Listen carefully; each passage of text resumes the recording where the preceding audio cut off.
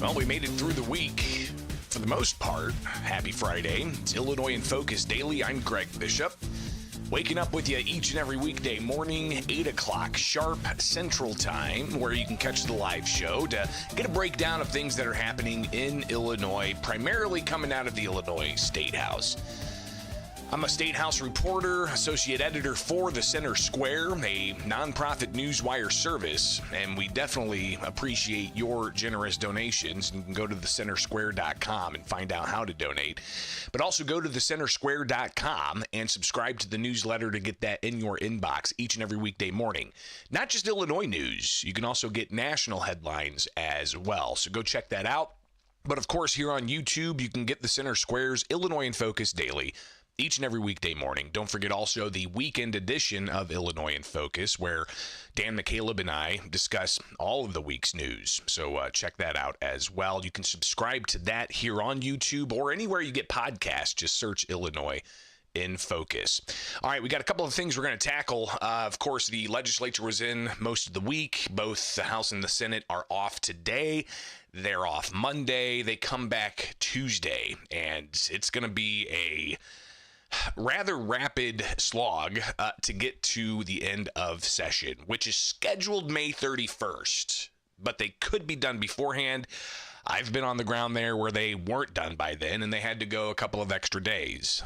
So we'll see what happens, but obviously the big question is, where's the budget? So we'll talk about that and conversations about taxing and spending and priorities.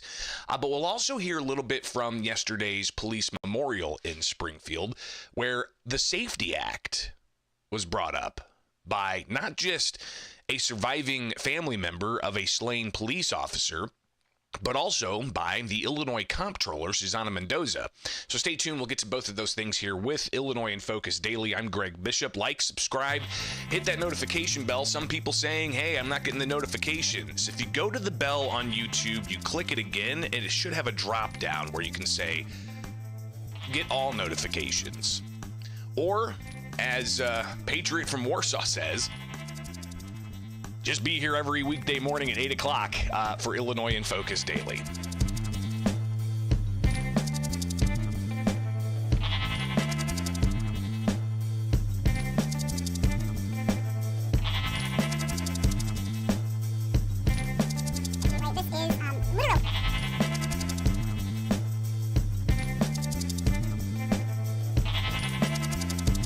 Got that chipmunk thing going on again. So behind the scenes here, when I'm editing video, I find it easier to put it on like double speed so that I can quickly get through it.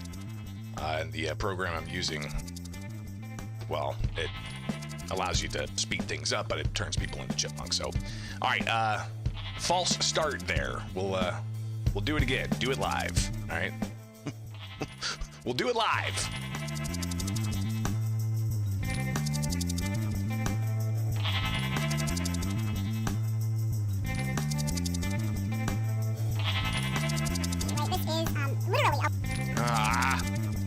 I thought I fixed it.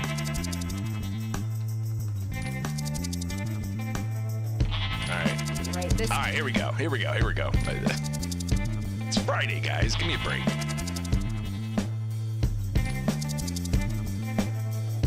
It's starting to feel like a Tim and Eric episode.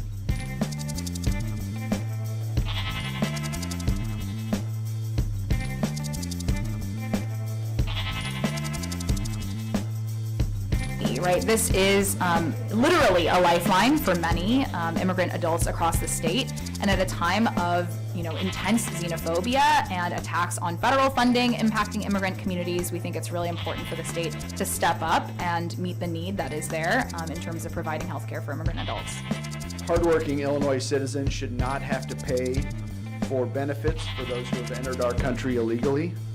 And our citizens will certainly be appalled if they are forced to pay more taxes again to pay for people that are here illegally.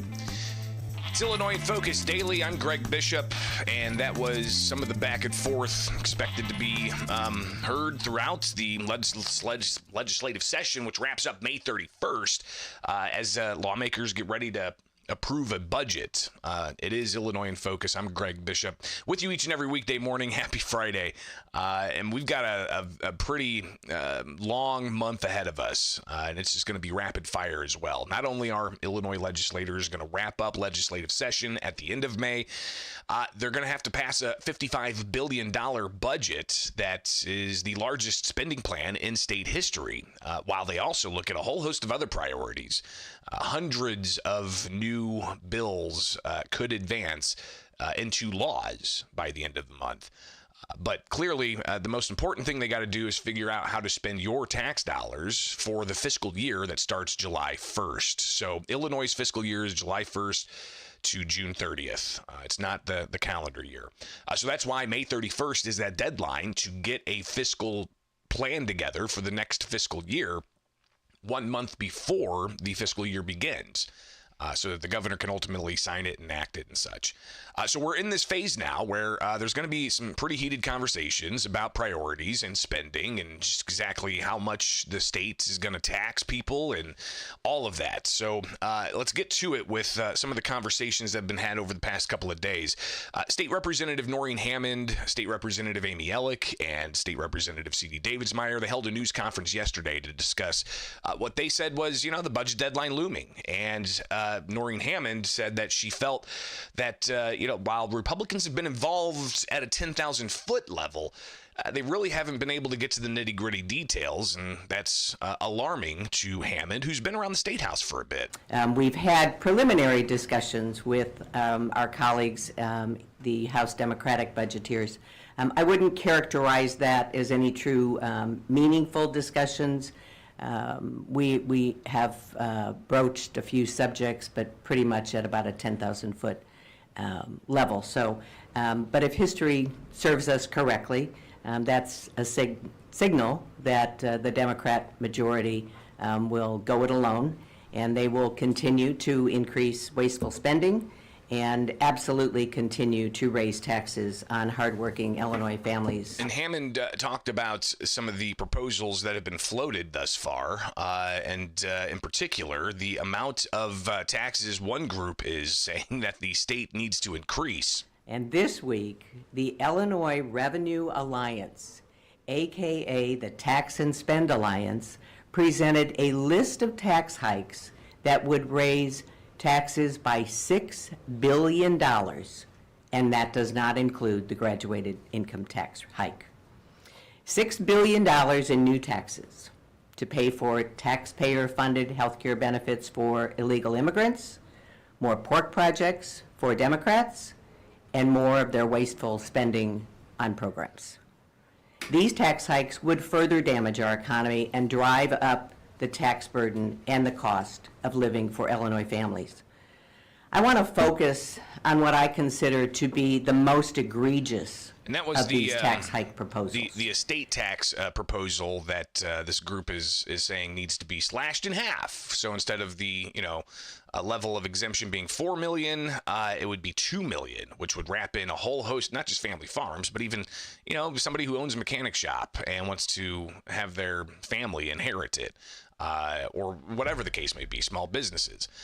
The push, though, at the State House has been to increase that threshold from $4 to $6 million. So fewer people would have to pay that estate tax. But this group is looking at that, slashing it in half, and a whole host of other taxes they say would raise $6 billion.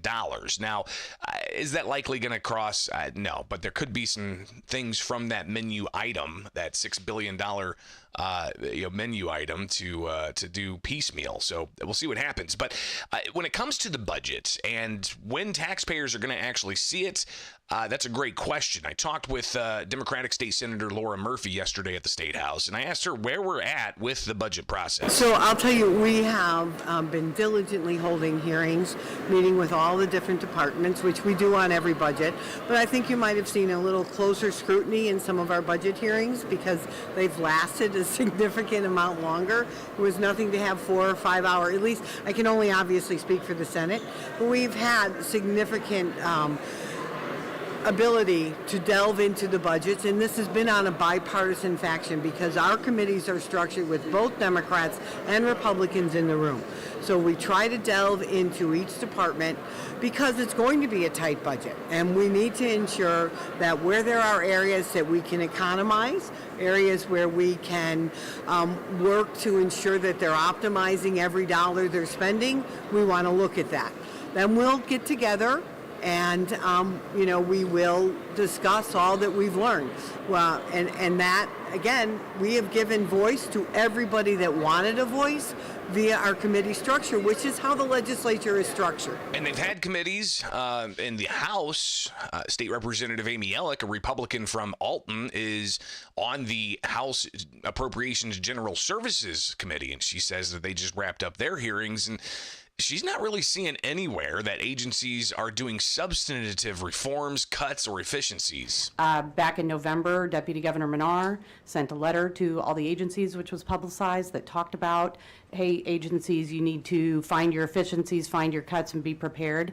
We've had absolutely no communication on what those agencies came up with, and when asked in budget hearings, they generally hem and haw and say, well, we're trying to be more efficient by reducing a little bit here, but there's been nothing significant that indicates that they're cutting expenses internally. In fact, there are pay raises involved, the COLA increases. So a lot of increases kind of baked into the annual budget plans, but when I asked Senator Murphy to respond saying, hey, some Republicans say they haven't seen substantive cuts yet, here's what her response was. Now, if they weren't in a particular committee, agency department heads have made themselves available to any legislator to ask any additional questions. We have in committee often asked for additional information.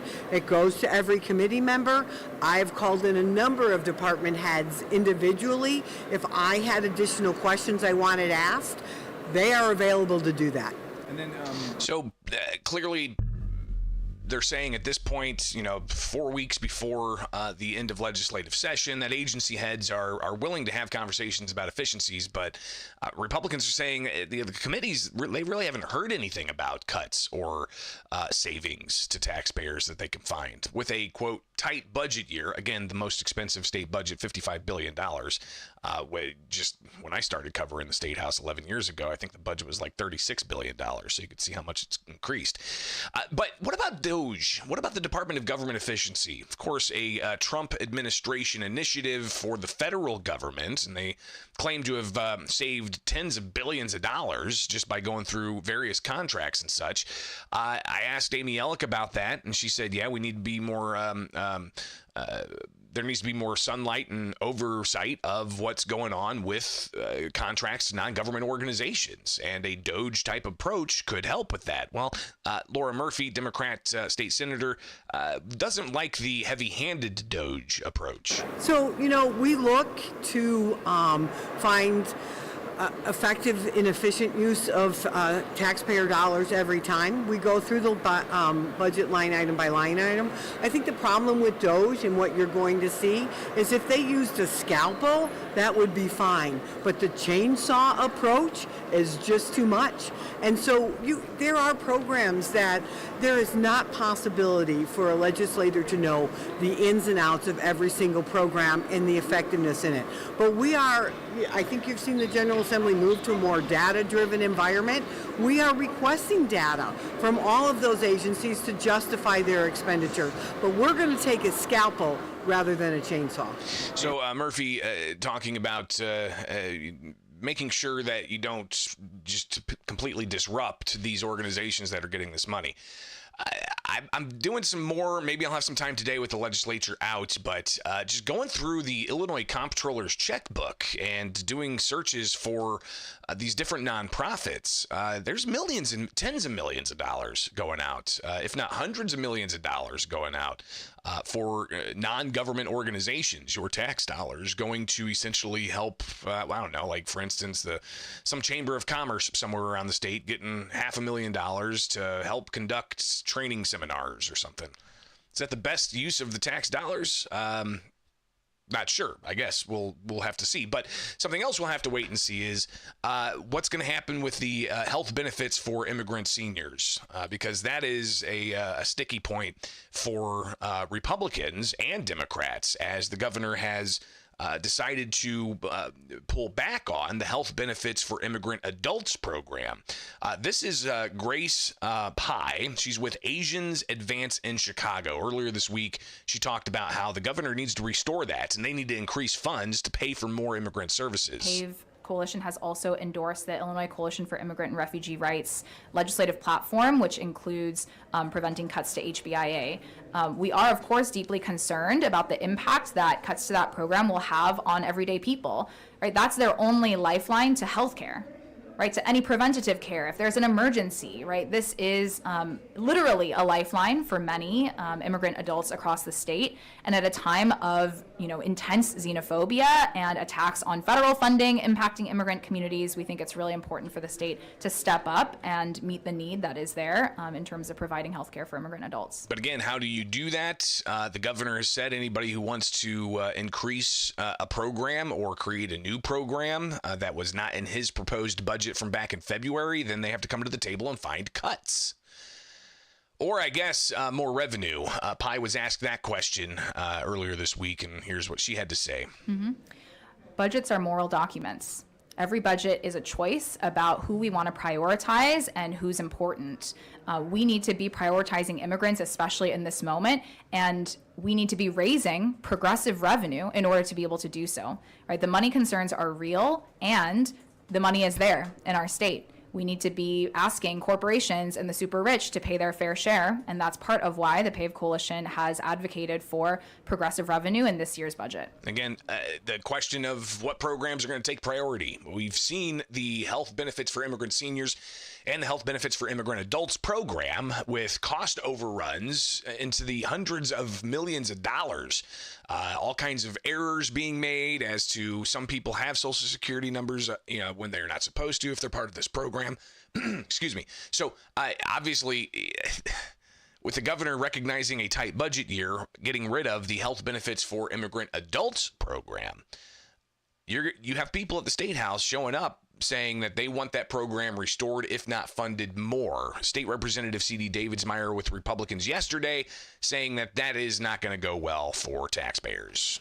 As the sponsor of House Bill 1456, which would end taxpayer-funded health care for illegal immigrants, I strongly urge the General Assembly to take up this bill and repeal this program, this horrible abuse of our taxpayer dollars. Hardworking Illinois citizens should not have to pay for benefits for those who have entered our country illegally. And our citizens will certainly be appalled if they are forced to pay more taxes again to pay for people that are here illegally. While progressive Democrats are demanding tax hikes for more wasteful spending, Governor Pritzker is spending his time stumping around the country for his political aspirations. Even worse, Pritzker is resorting to inflammatory, dangerous rhetoric in his attacks of President Trump and Republicans. And it feels like things are just getting started. But we've got less than 4 weeks before the end of legislative session, and the deadline to pass a budget with simple majorities. And I think that's what people need to understand here is May 31st, if you want something to be enacted right away, you have to have simple majorities. So 61 in the House, for instance. But after May 31st, if you want something to take effect immediately, you have to have a supermajority, which means at least, 70 72 or 71. Either way, there's a super duper majority in the in the Illinois House of Democrats. So that gives them the ability to have some Democrats not vote for the budget. There's going to be some interesting games played. Let's just put it that way. We'll be on the ground with the Center Square every day of legislative session. I'm Associate Editor Greg Bishop with Illinois in Focus. Like, subscribe, hit that notification bell, and wake up with us each and every weekday morning for Illinois in Focus Daily.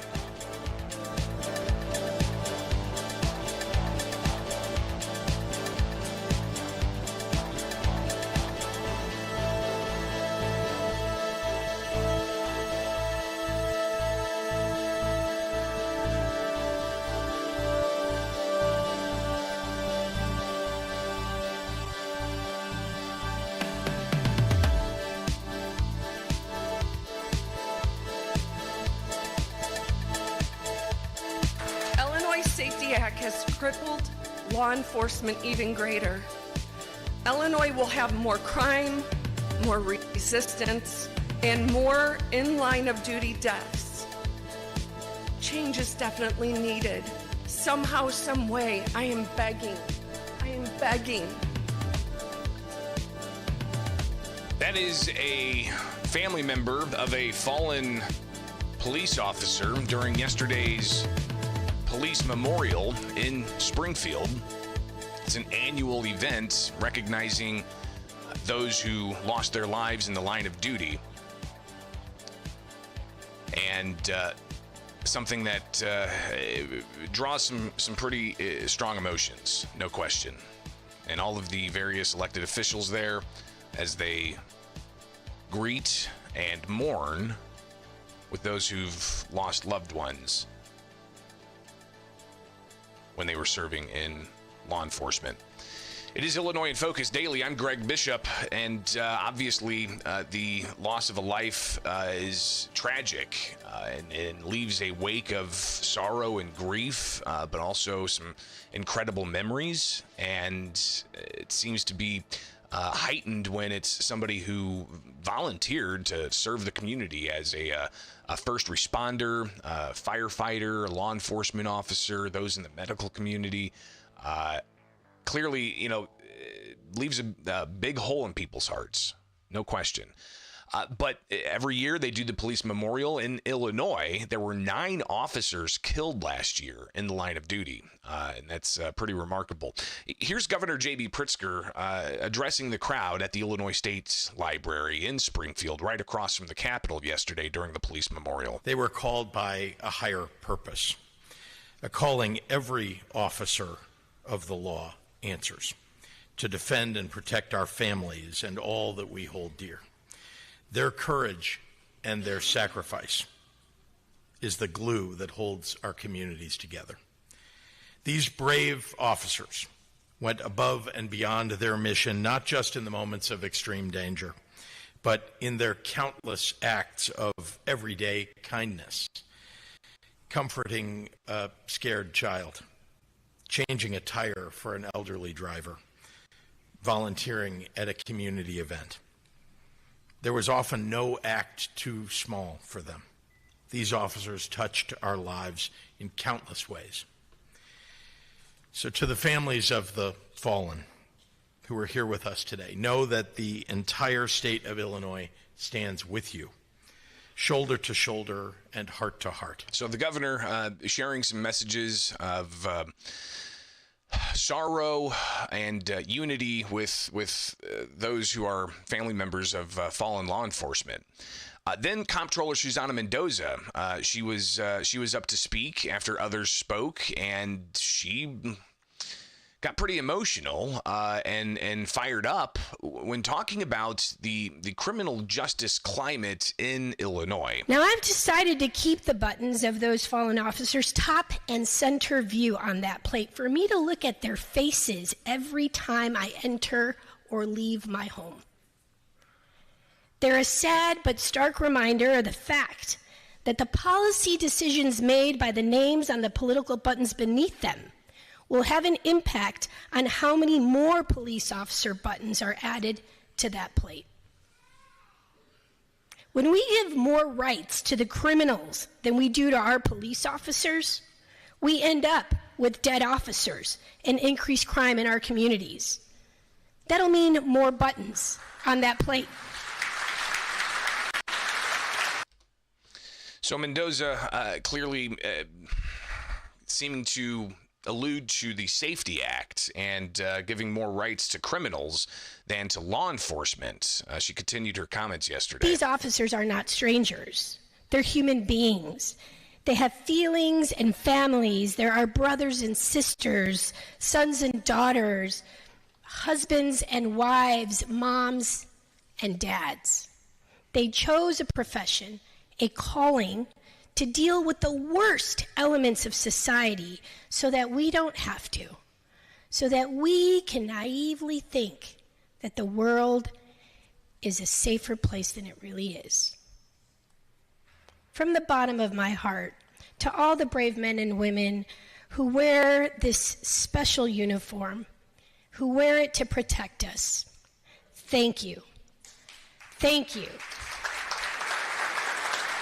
So Mendoza, clearly a strident supporter of law enforcement. She has family members that are in law enforcement, but after the comments that she made about Illinois giving more rights to criminals than law enforcement is problematic. State Senator Robert Peters, and again, these are both Democrats. Robert Peters, a Democrat from Chicago. Susanna Mendoza, a Democrat comptroller. Robert Peters says crime statistics are trending favorably, and I found the remarks of MAGA Mendoza to have been in poor taste. I would prefer we don't play games with the truth in order to score some political points at a somber memorial. So interesting to kind of see some of that infighting there, but don't let that take away from the sorrow that people have as surviving members of families hit by a tragic loss. This is Kathleen Romanek, Emmy. She is the sister of Marlene Romanek, a Bradley Police Department officer that was killed just before New Year's Eve on 2021. And here's some of what she had to say in front of that crowd and in front of Governor J.B. Pritzker and other legislators that were there for the memorial. In Illinois, we need better laws that protect our police officers. In 2024, Illinois was number 1 in our nation in the line of duty deaths. Cop killers should face life in prison without a chance of parole or even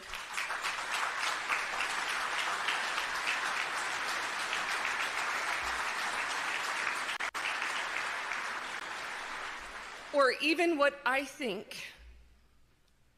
especially in our family's case, the death penalty for cases of extreme violence and cruelty.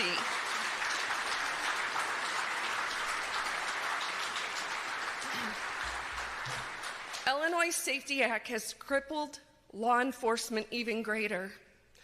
Illinois will have more crime, more resistance, and more in line of duty deaths. Change is definitely needed. Somehow, some way, I am begging. And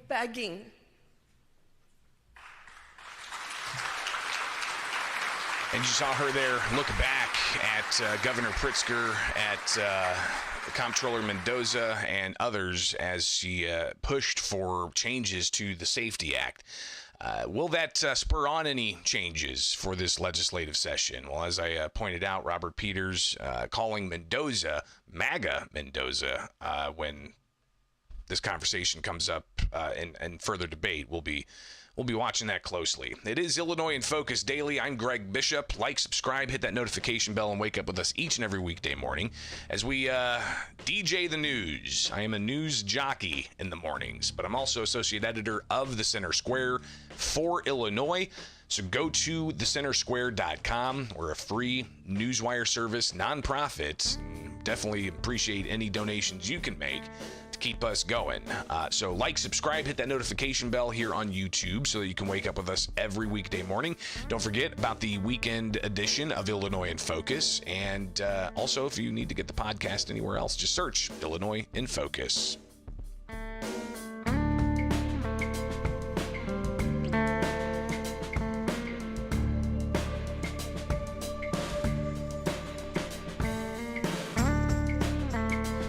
Logan, everyone.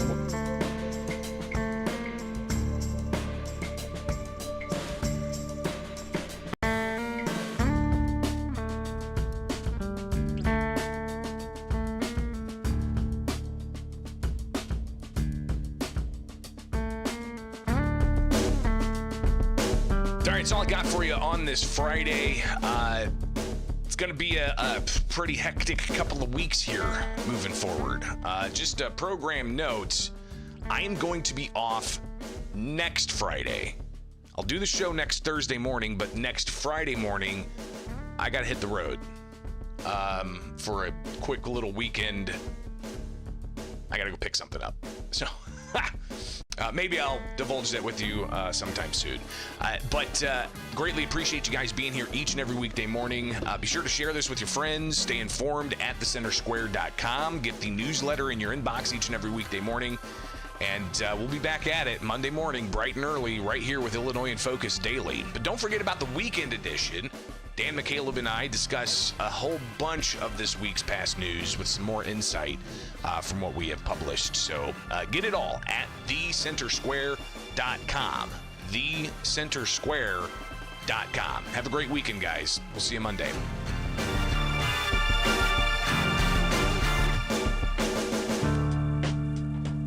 Shout out to Captain Mike. See you sipping up your coffee.